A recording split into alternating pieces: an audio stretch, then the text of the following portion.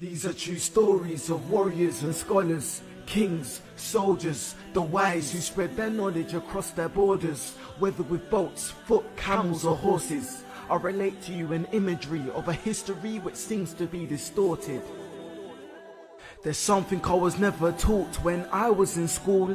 I was left with foolish thoughts, thinking Muslims were mere fools. I was never taught that the whole world was almost ruled by these so-called fools. Hold that thought. This I give is the history of Islam, strictly giving the facts. Let's flick out a map of a world that you once thought was flat.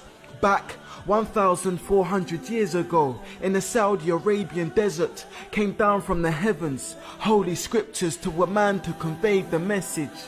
His name was Muhammad sallallahu alayhi wasallam. A man made from mercy, love, wisdom and the truth, inspired men and women to deliver this message down to you, through Egypt to Morocco, right down to Andalus, that we now call Spain. I relate, back in the 700s, Europe was in a dark state like men in dungeons. Listen to what the BBC historian James Burke said about the stench of London. He said people threw their refuse in the centre of the streets. This means feces, urine and whatever filth you can think. Europe was miserable, filth was visible. They were drenched in superstitions. They were barbaric, hard-headed, but said they were Christians. But at the same time, but out this same place, as we go down, the Muslims entered into the south of Spain. Being a part of Europe, this land was the same, drowning in shame. However, after 200 years, out came an age known as the Golden Age. In this age, compared to London, Spain's roads weren't the same. London had mud huts, not even one street lamp to boast, while Spain was paved with street lights and homes, hundreds of mosques and places to bathe. By the way, these aren't just my quotes, these are words from James Burke the historian. He's your BBC host. These are true stories of warriors and scholars, kings, soldiers, the wise who spread their knowledge across their borders, whether with boats, foot, camels or horses. I relate to you an imagery of a history which seems to be distorted. Seriously, this place was beautiful and became a place where there was food for all. Whether you were a Jew or a Christian, you were cool. This dry land began to gush with shoots.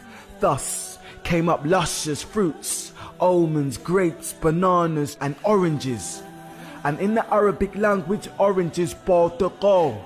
And what remains next to Spain, the land of the oranges, Portugal.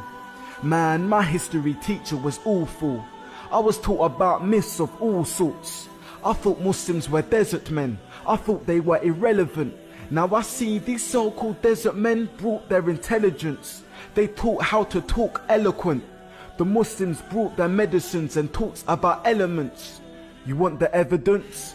Look to our schools in our maths and chemistry, algebra, alkalis, alchemy. Now what type of language has al in it besides Arabic? Now, the Muslims made over 70 libraries, whilst the West never had paper. Oh, this is some heavy irony. In fact, in this rich and sophisticated society, Jews and Christians said, the Muslims are a gift who saved us from tyranny. Students from Europe would travel to sit at the feet of the Muslim scholars, because it was they who had knowledge of medicine, astrology, astronomy, physics and geometry, mechanics, geography, optics, trigonometry, mathematics, chemistry, algebra, psychology, poetry, hydrostatics, navigation and history.